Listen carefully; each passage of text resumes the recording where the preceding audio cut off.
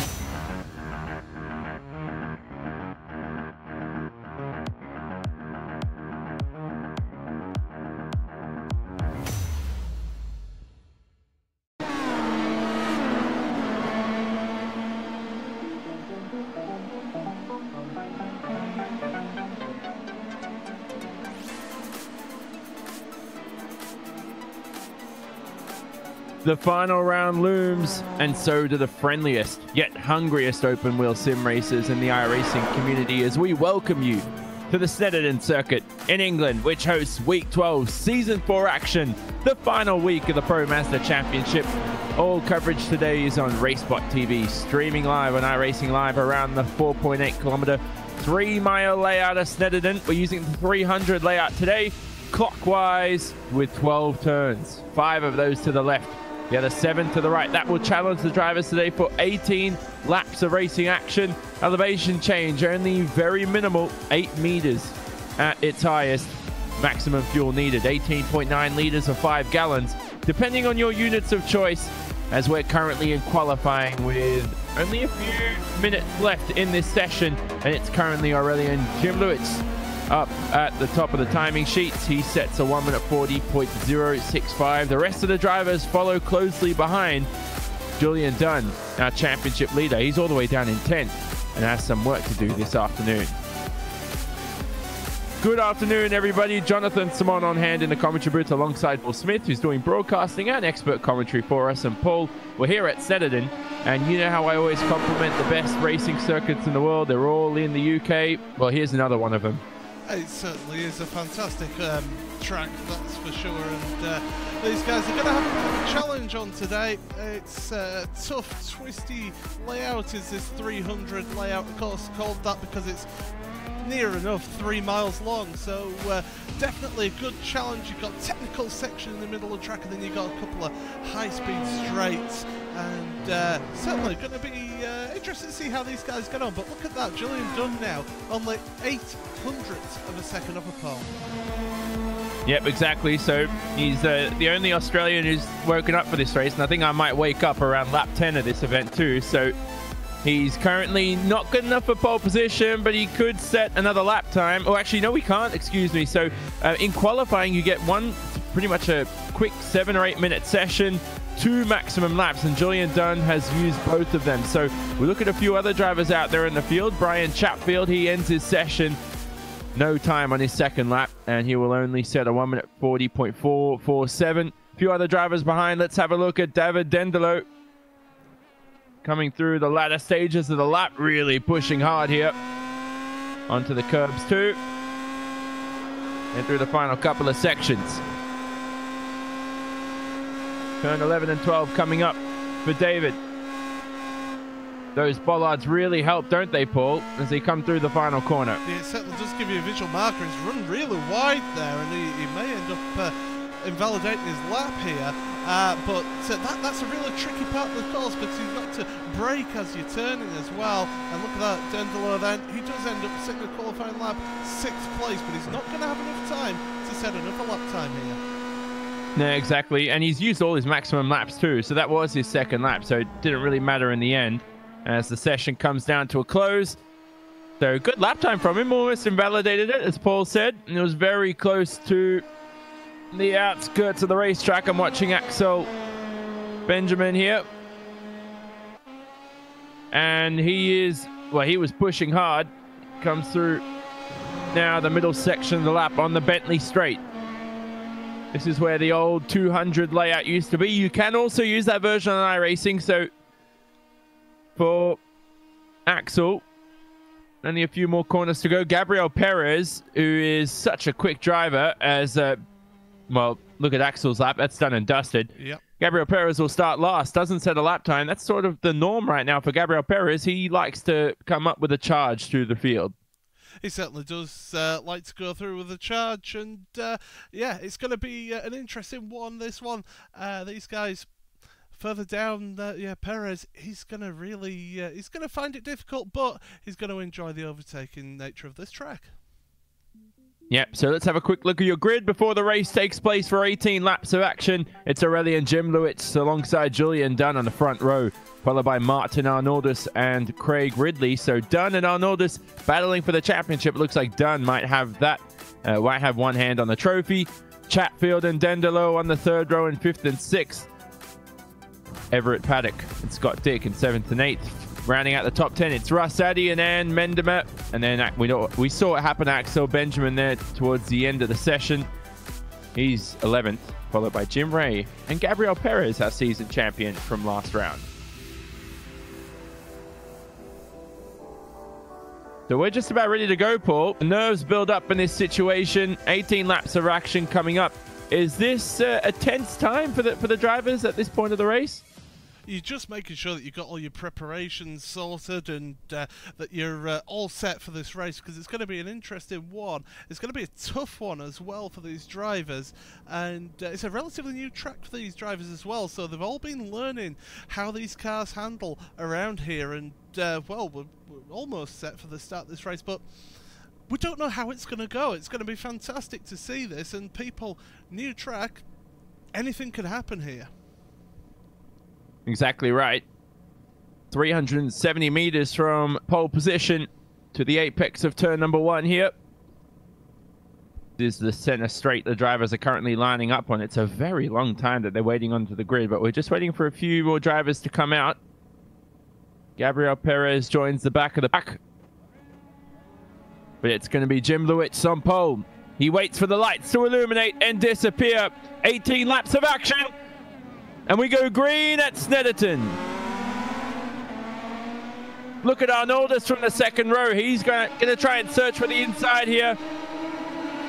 But Julian Dunn around the outside of turn number 1 for the lead. Good move from Julian Dunn, and that's why he's our championship leader. Dre and sails into the lead there. Look at Martin Arnoldus, runs deep though, heading into turn 2, Montreal, the hairpin. The rest of the field come through fairly unscathed, and what a start from Gabriel Perez from the back row into 10th.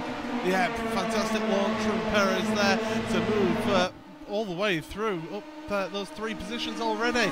But you look at these drivers here, we've got battling going on, Dendolo and also Ridley involved here. It's a close battle between the two for 5th and 6th place. Yep, look at Craig Ridley as they come through the middle part of the lap, through the left-hander of Hamilton, turn 5. Whoa, running off the racetrack. It's David Dendolo, and I think his day could be done here. He's going to slide all the way off into the grass, and he's lucky he's kept that out of the barriers, I believe. So David there rejoins the back of the pack, and then another driver up in front, that's Axel Benjamin as well. So, drivers getting very feisty in these opening laps. Yeah, Dendolo's lucky there. There is a little bit of runoff there, so you can afford to make those mistakes, but really he doesn't want to be making too many mistakes in a race like this. He's down to 12 here, and he's going to have to really get the hammer down. He's only half a second behind Jim Ray, but Ray is 2 seconds behind Medema already. Yep, exactly. So at the end of the first lap, we'll have a look at Julian Dunn, who will cross the line, and he leads by about 0.8 of a second on Martin Arnoldus, his championship rival. Those two are in a perpetual amount of battles in this series. Aurelian Jimlewicz, our pole sitter, drops down 2 spots. He's 1.3 seconds behind in third, followed by Brian Chatfield and Craig Ridley, who round out the top 5. Everett Paddock behind in 6th. Gabriel Perez from the back of the grid up into 7th at the start. He's on an immense charge, and he's still trying to catch Paddock and Ridley and could get them by the end of this lap. Then it's Addy, Dick, Medema, Dendelo, Jim Ray, and Axel Benjamin round out the field. So Perez again, Paul, I don't want to keep bringing him up, but he looks pretty good at this stage of the race as he comes through turn 4, Agostini, and he is got Everett Paddock or Craig Ridley next on his list. So Everett Paddock actually made his way past Craig Ridley. Yeah, Ridley made a mistake at turn number 1, went wide onto the grass, and that allowed Paddock to go through there. So Paddock up to 5th place now, trying to hunt down Brian Chatfield in that 4th place, but Ridley in close company, and here's Gabriel Perez as well. He's looking keen here. He's wanted to move up as far as he can in this race. Up to 7th place, as you say, started 13th. And, you know, you just look at the positions gained here. Okay, Dunn and Arnoldus up 1 position, but look at that. Perez up 6th place, Dendelo down 5 because of that mistake we saw near the start of the race. Yep, and Perez is only 5.6 seconds away from the lead, so as long as he doesn't lose that slipstream sort of chain to the drivers in front, he should get a shot here at victory. So he's just going to keep pushing the pace and hope that at least Everett Paddock, who's 1.7 seconds behind Chatfield, he needs to maintain the draft here as they come through the very fast turn number 1. What a brilliant corner it is. And then you slow down for turn 2 at Montreal. The old 200 circuit used to continue on to the Bentley Straight here, but now we come up to this new section. Battles throughout the field, Paul, though. Here's Medema. Yeah, Medema, Dick, and Addy all battling away. They were changing positions as they went through turn number 1, and I believe it's Dick who did actually make his way forward. So Addy dropping down to 10th place now, so lost 2 positions in the opening quarter of the lap here. Yeah, so good stuff. And so, as we said in the Pro Mazda, as Addy runs very wide, and again wide through the next corner at turn 7, Williams, and that will allow David Dendelo straight through. Excuse me, that wasn't Williams, that was turn 6. It is turn 7, Williams. So on through the Bentley Straight, and how lucky, Paul, for Martin Brundle to have turn number 8 named after him. What a thrilling corner. It's fantastic, and it's another one of those tricky corners because you've got to be turning and braking at the same time for the right-hander on that. So really good overtaking opportunity. You can make moves through there, but it's not the widest of tracks here at Snetterton, and these drivers, they will have to plan out their moves, and they'll have to really get the elbows out a little bit here to be able to make those moves stick. Yep, so these Pro Mazda cars, they're the 2nd generation Pro Mazda. They've been used for many, many years. And we know that the Tatus PM18 will be released sometime in 2018. So stay tuned for that if you're interested in this series. The ever-growing Pro Mazda Championship, now sponsored officially by Pro Mazda 2 and iRacing. So get yourself involved. These cars are great fun to drive, great learning curve if your pursuit is perhaps the iRacing World Championship Grand Prix Series on the roadside. So certainly get involved and stay tuned for more information on that next year as we're on lap 4 of 18. And we go back to the front leading battle here between Dunn, Arnoldus, and Aurelian Jimlewicz. So good to see that Aurelian has kept within the pace of the leaders. But here's what I talked about, Paul. These cars, it's so important to maintain the slipstream in the draft. And right now, the top 3 are in their own group, and Brian Chatfield's dropped off.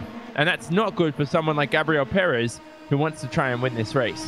Yeah, absolutely. These front 3, they're doing a good job here, and they're making that breakaway.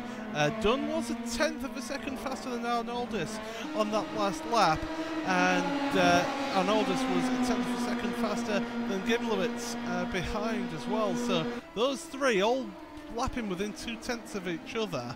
And then you look further back, Chatfield was 40.8 on that last lap, so really dropping back from these three. And in fact, look at Arnoldus really getting up now in that slipstream of your leader. Very close here, heading into turn number 1, the ever fast right-hander. But Julian Dunn is so sublime through that. And then through Williams, the hairpin. I love, Paul, how the road signs to the side of the racetrack tell you it's a hairpin. Otherwise, you'd be screaming off into the barrier in front. Well, I'll tell you what, it is a feature of some of the British circuits that are run by Jonathan Palmer's company. So, yeah, they really do like to make you aware that what's coming up here. And if you are relatively new to track, it's actually quite handy just to get your eye in to start with. So, you know, I applaud them. Motorsport Vision for doing that. Yeah, and you know what is a common trend around most motor racing circuits are these bollards that allow you to see the corner, and I think that should be a staple. You know, I mean, we were racing around Circuit of the Americas overnight for the Pro Series, and the lack of bollards there, I think that would really help through some of those blind corners. So it does do some justice for these drivers. But going back to that lead battle as you were talking about, looks like Jim Lewitz, who seemed to drop off for a second, he's caught back up to the bunch, and he gets Brundle turn 8 spot on right, and he's all over the back here of Arnoldus through Bombhold, and then through turn 11 of Coram. I said it earlier, tricky corner. It's another corner that you have to be turning, braking, take that wide line as possible into the final corner, and then try and carry that speed all the way out that final corner. And tell you what, Arnoldus and Gimlowitz pulling out of the slipstream there, maybe worried about car temperature perhaps, or maybe just trying to see down the road, see where the leader is. Yeah, exactly. So lots going through the driver's mind, and that's just the pressure of sim racing as a slight lock-up for Arnoldus through turn 2. Gimlowitz looks quick at times, but Dunn is overall has the best package at this point of the race, and that's why he's so dominant and could be running away with the championship. I think we'd celebrate it as we look at a battle here for, oh, is that Dendelo actually off the racetrack? So he's had a spin there on the apex at turn 2, Paul. It looks like he bounced over the sausage curb. Yeah, just caught that and lost control. Half spin there. He's back up and running, but he did lose the place to Russ Addy there. It was actually quite a promising battle between him and Medema, but unfortunately that little mistake there, and he's had a few mistakes, and from the races that I've seen, he just makes those little mistakes here and there, and it costs him dearly because he is a quick driver, is Dave. Yeah, so I mean that's part of the new mold of sim racers in the modern days. You need to be consistent, you need to be quick, as Craig Ridley is very close to Everett Paddock for a top 5 spot, and you don't want to be making errors like that, especially missing the apex to an inside of the corner, which is very odd, but drivers tend to turn in too early sometimes and they make those mistakes. Ridley through 8 and then through 9, going through turn number 10 here. So I love this last sector of the racetrack. Fast sweeping right-hander, blind almost, and then through Murray's turn 12. It's a very quick left-hand flick. How do you take it in the Kia, Paul? We know you're a Kia expert, but any different to these Pro Mazdas? Yeah, these Pro Mazdas can actually take a corner. It's all about, you see with the Kia, it's all about steering with the back of the car rather than the front, which these cars will do. But it's such a thrilling track. Even in a touring car or a GT car, a very certain GT car, it's a fantastic track to race, and just tricky to get past on. But to be honest, these drivers, that they do enjoy the track, and they are really enjoying the battle that's going on here. And this is what this Pro Mazda can bring you. It can bring you close battle, and that was in between Paddock and Ridley. Yeah, exactly. So it's just about maintaining the slipstream for Ridley right now. Oh, he takes a horrid line through turn 6 and now through 7. Medium speed right-hander. That's where your anti-roll bar really earns its money's worth. And then on the Bentley straight under the bridge. And it looked like Ridley there missed a gear or something. He started to rev on that straight as they go through turn number 8 right now. Oh, and he almost touches the bollards there at the inside of the corner. So Craig Ridley, again, just, yeah, not sure what's going on with that corner for him. But Gabriel Perez too, Paul, we were just spotting that behind the scenes. He's increasingly off the pace. So 1 minute 41.1, about Chatfield. 1 second slower. 4th place, Chatfield has made a mistake into the final corner. We'll try and get a replay up on screen for you here. Like I say, he was 4th place with Brian. He's dropped down now to 6th place. It's going through Cora into that final corner. Oh, the back end just kicks round into Murray's. He gets onto the grass there, and he has to let the 2 drivers pass. So down to 6th place there for Brian Chatfield. Yeah, a bit too hot coming into the corner. So that battle between Paddock and Ridley now becomes a battle for P4. So Chatfield also joining the fight between the two. It's going to be redemption for him. But yeah, we're talking about Perez too, Paul. He was about 1 second off the rest of the field last lap around. And again, the lap previous, another 0.9 of a second. I'm not sure what's going on there, but look at the leaders too. Jim Lewitz has swapped positions with Arnoldus. He's up into 2nd. Yeah, it certainly has. We've missed that one with all that happened with Brian Chatfield. But yes, swap of positions there for 2nd place. And Arnoldus, he was so disappointed with last week, with getting involved in incidents last week, and he'll have wanted a really good result here in this one, and he's currently showing in 3rd place. But, you know, it's so difficult. And it was a turn 9, and Jonathan, I believe you managed to get to see it, because we didn't. Yeah, we caught it off the screens. It's just a mistake into turn 9. The corner, excuse me, that Davidendolo is coming through right now. And Arnoldus went wide, just allowed Aurelian to come through, and that's released Julian Dunn into the lead. Paddock's made a Everett mistake. Paddock's off the racetrack. Yep, he is. So at the final corner again, it's claimed so many lives, especially in this fight for P4. It was Chatfield before, Paddock off again, and he's run wide there the past few laps, Paul. So eventually now he's played with fire and he's lost. He certainly has. It appears that these cars are struggling with maybe the rear wheels just locking up on the down change around that corner. With it, like I say, you're braking around a corner there. It's so tricky to get right, and one little mistake and bang, off you go down the order. So unfortunate for him, but he's still maintaining a sort of touching distance between the two in front. So Ridley in the end the most consistent. He's earned that 4th position, but not good enough for a podium, because that battle continues between Jim Lewitz and Arnoldus for 2nd and 3rd. We know what Julian Dunn is going to do in this race. He's going to speed away into the distance. You'll almost never see him again, like a shooting star. And Paul, we're approaching 50% distance, but Julian Dunn, this is why he's our championship leader. He's so quick. He certainly is. I mean, you know, you look at the lap times here. His last lap was 40.0. His fastest lap of 39.7. Look at the pace that he's got. Only Arnoldus has gone faster in this race. But as we see, 3rd place for Arnoldus, and Chatfield and Paddock now. And swapping positions, and Chatfield now down to 6th place there. Yep, so Chatfield went wide there at turn number 9 at Nelson. It's a corner that's caught a lot of drivers out, but Julian Dunn crosses the line, and it's 50% of the distance in this event. 9 laps remaining of 18. And he leads by 2.6 seconds over Aurelian Jim Lewitz, our pole sitter. Those two are on the front row, and they remain in the front row. Battles continuing between Scott Dick and Perez. Perez goes through past Scott Dick, and they got very close there throughout the final corner. But we know what's happening between Arnoldus and Jim Lewitz there in the battle for 2nd and 3rd. Ridley behind. In 4th, Paddock Chatfield behind 2 in 5th and 6th. Then it's Perez and Dick, and Medema close as well in this fight for P8. The rest of the field, Dandolo, Addy, Benjamin, Jim Ray, and as I try to round out the field, drivers keep making mistakes. Yeah, Dick just ran wide there, ended up losing out, and Jim Lewitz lost the position there. Arnoldus is back up into 2nd place. He ran wide, and that cost him time, and it's costing him position as well.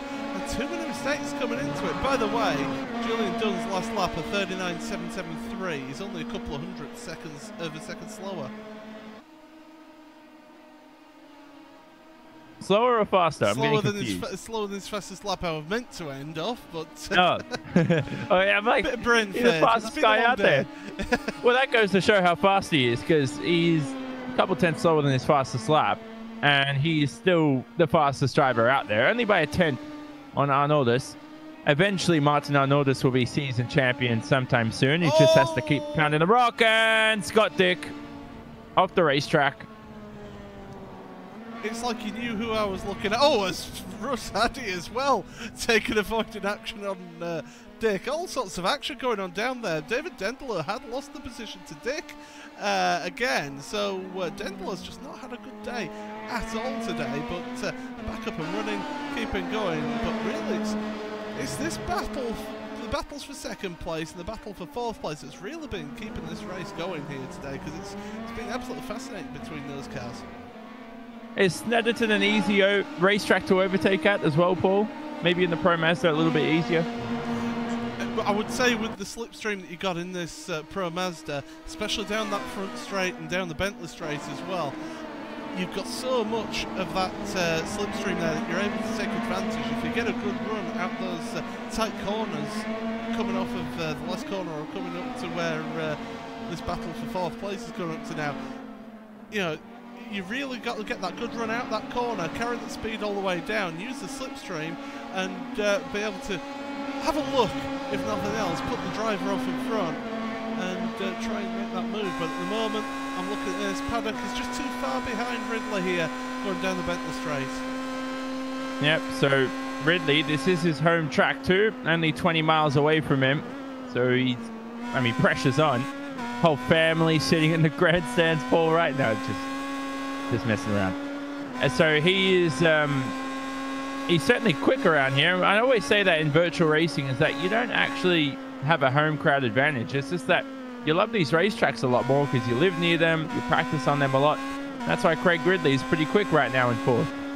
Certainly is. I mean, myself, Alton Park is a track that I'm strongest at. I've done so many laps around there and I've been there so many times as well. It's my favourite track on the service, and you know, because you do so much practice on it, you get to know it really well, and you can really pick up some good time and good speed through here. But Ridley just having to get a little bit defensive there, going into the hairpin and heading into Palmer now. This is a tricky left-hander here. Got to try and get the speed, got the power early, because you have got not quite long enough run down into Hamilton here.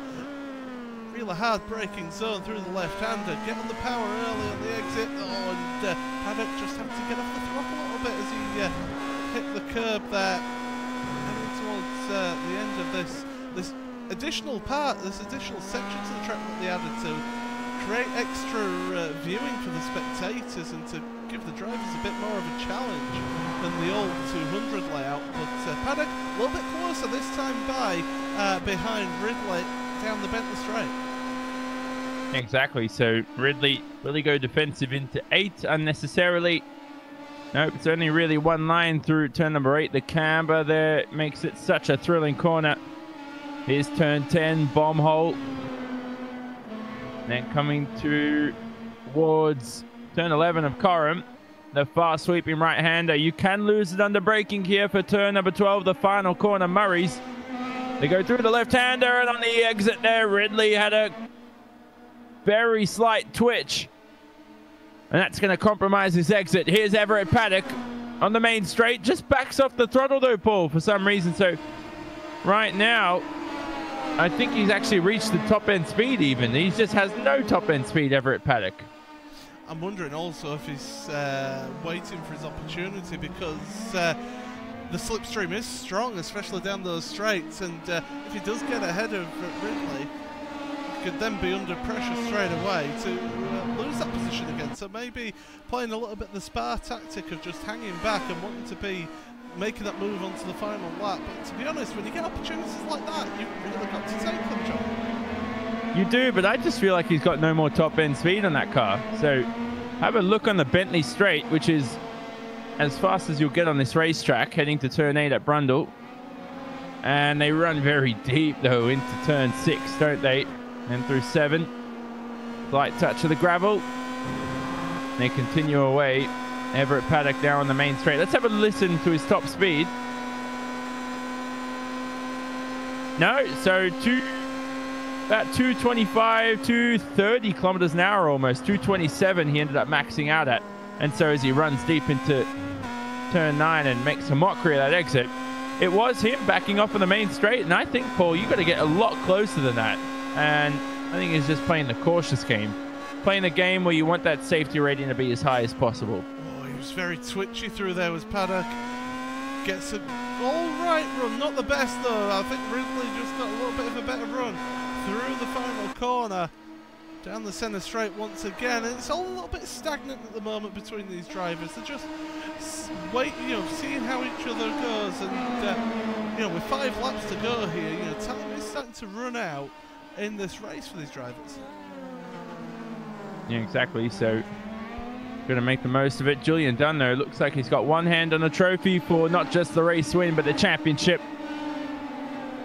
Arnoldus behind will have to lament coming home in second again. He had a shot at the championship last season, Paul. Gabriel Perez obviously claimed that. And again, Martin Arnoldus, who does so much behind the scenes, we have to thank him too, because he's part of the reason, along with many others, to get these broadcasts done for the Pro Mazda Championship. Oh, absolutely. No, as Chatfield spins off too, sorry. So, Arnoldus is a very good fellow, but Chatfield decides to ruin and spoil his Paul Smith party. Well, I'll tell you what, we'll go on board with Chatfield then on the replay here. Looking through, just clips the inside of that curb there and caught the grass, and that's unsettled the car. A lot of grass runoff there for Chatfield to go through. Only Perez goes past him here, and we saw that Perez has been struggling for speed in this race and for lap times, so Chatfield should feel confident of maybe getting back battling with Perez, but Perez will be a tough cookie to get past here. Yeah, exactly. And coming through the final corner now, Perez. Ridley ran wide. Line. He did, and let's have a look here at Everett Paddock. Sails past Craig Ridley on the center straight. Heading to turn 1 now. Everett Paddock throws the car into the corner, closes the door on Ridley, and that's 4th place for Everett Paddock. Yep, as we keep on saying, little mistakes coming into these drivers here, and that's what's costing them. We've seen them all the way through this race, and well, another mistake, another position lost in this race, and Ridley will be kicking himself over that one. Yeah, exactly. Perez, though, he's still in front of Chatfield, and so Perez, I'm not sure if he's had damage or lack of practice or something's going on, but this isn't his genuine pace. As that Chatfield spin, well, Brian will certainly be trying to talk and wonder what is going on earth with that spin, because he has lost the top 6 result. Hopefully he doesn't talk too much. Do you know what they call someone who talks too much, Paul? A Chatfield. I was going to say commentator. Well, both. Chatfield, chatterbox. When people tell me that, I just picture a field. Like, picture the infield of Snetterton with a mouth just chatting a lot. Oh, look behind. Look behind. Dendelo's looking. Can't make the move, but he's getting close now. And Medema coming under a lot of pressure from Dendelo. Again, as I say, it's not at the best of days here today. Yeah, exactly. And they come through the final couple of corners here. There'll be 3 laps remaining as they cross the line. Julian Dunn begins that. These two come through turn 12 at Murray's. The rear traction here so crucial. You get very loose so easily. Is that quite a challenge for these drivers, right? At turn 12 at Murray's? Yeah, it's always been a challenge as that corner, and they actually opened it up a little bit. It used to be a lot tighter than it is there, so these drivers having to just be patient on the throttle, and they use that runoff on the outside there. There's a little bit of that grass crate, that they used to use in F1. That's on the outside of that curb. I think Jonathan Palmer doesn't want his grass wrecking, that's for sure. But yeah, they use liberal use of that runoff that is available to them. But it's a little bit bumpy out there, and that's where maybe that rear traction can suffer if you run out too wide. So set up ideal to try and limit that, or at least get it spot on according to your driving style. According to Racetrack 2, you make all those setup changes. Pro Mazda is definitely a good stepping stone, to that World Championship. And as I still look at Brian Chatfield here, he's very aggressive on Perez. Perez likewise in terms of defense. Heading to turn 8. Go on, Brian, up the inside, possibly. No, he hangs behind. And I think he does the wise thing.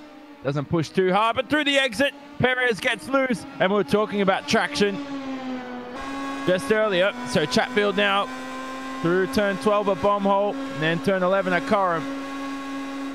Through the right-hander, then through the final corner for the second last time. Yeah, Perez took a tighter line into that final corner. I would have thought they would have compromised him on the exit there, but it didn't appear to do so. That slipstream coming in now for Brian Chatfield as he's going down towards turn number 1.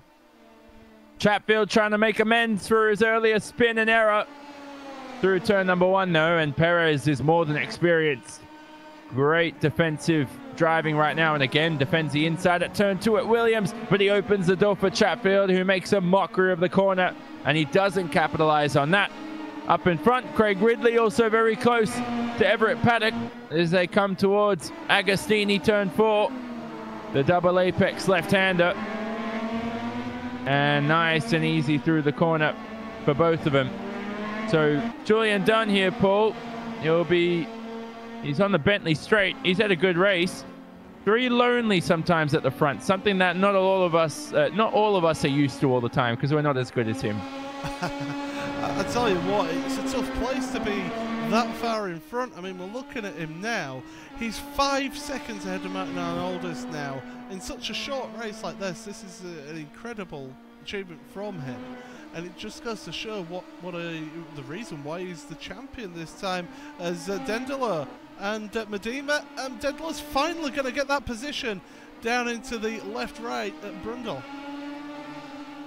Yeah, there you go. So those two continue. They're in 8th to 9th.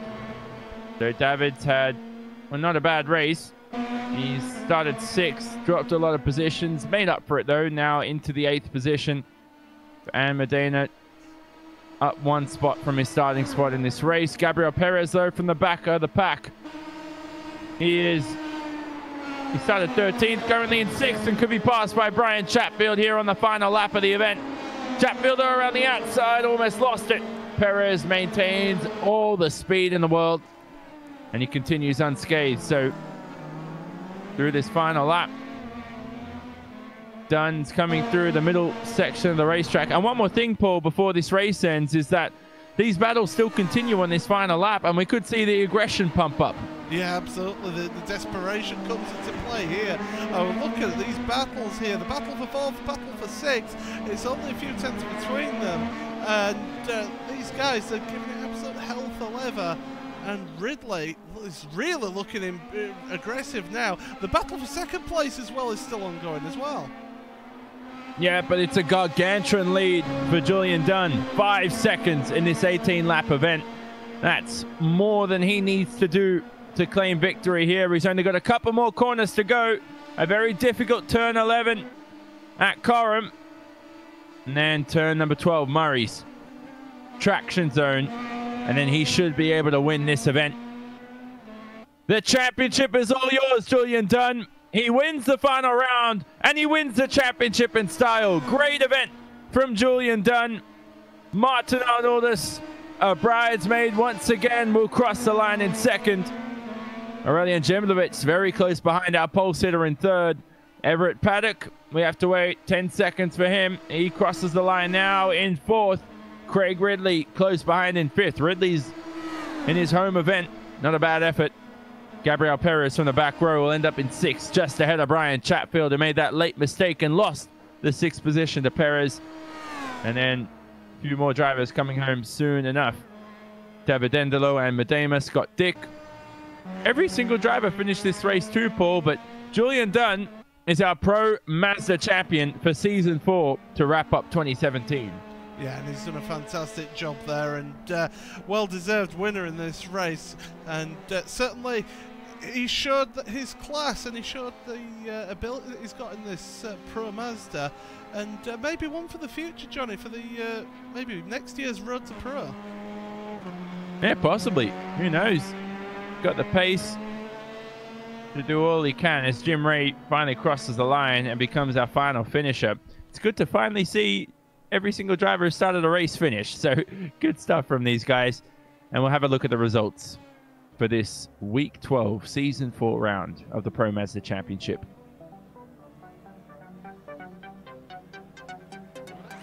So Julian Dunn wins in just over half an hour over Martin Arnoldus by 4.8 seconds.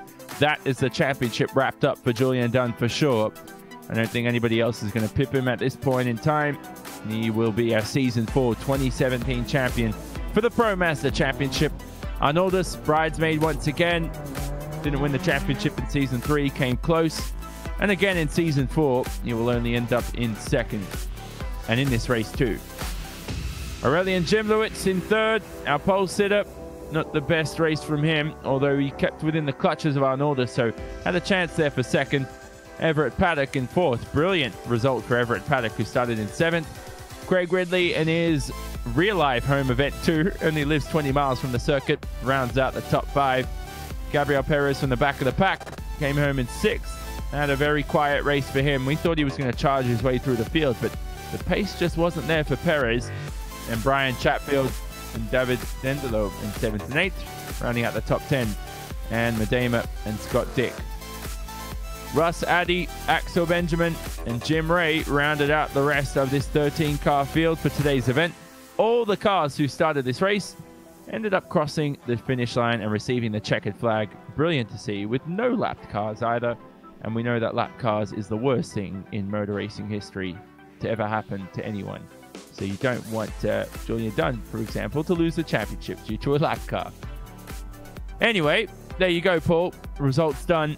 And once again, we covered Pro Mazda throughout this championship with a few broadcasts. Again, good race here at Snetterton. Not the easiest track to overtake at, but a good challenge for the drivers. It was a good challenge for the drivers, and I think Aurelian Gimlowitz will be severely disappointed to start in pole position and end up down in third place in that race. But still, you know, there's plenty more to come out of these drivers, and I think next season there's a lot of promise for the series. And this car is such a fun car to drive as well. It's relatively simple. You can learn how to set up an open wheel car, and you get really close, action-packed racing. So if you want to give it a go, because it's one of the best communities on iRacing, I will say. And yeah, hats off to them. They put on a great show for us in these broadcasts. So we're about to wrap up here from RaceSpot TV, streaming live on iRacing Live, and it's been a great season. Thanks for everyone who stayed tuned to pretty much the whole championship. And Pro Mazda, stay tuned for more information on the website on racespot.tv, as well as iRacing.com/live for more information, and the iRacing forums, really to determine which broadcast will be covered next season, but that's all being sorted out. Week 13, though, is coming up next, so hopefully we'll be covering that. Coverage will, as we said, check the websites for all information. Thanks to viewers, because most of all, you make these broadcasts what they are. So we always enjoy producing and commentating, and the action has been thrilling throughout the championship. So Julian Dunn is our champion once again. I'm Jonathan Simon, Paul Smith, behind the scenes with me. Thanks to Istvan Ballo, Andreas Werner, Simon Grossman, and Nick Thiessen for all their work behind the scenes too. This has been a RaceSpot TV presentation broadcasted on iRacing Live. And we say so long from Snetterton, Julian Dunn again. Let's say it one more time. He is our Season 4 champion for the Pro Mazda Championship for sure.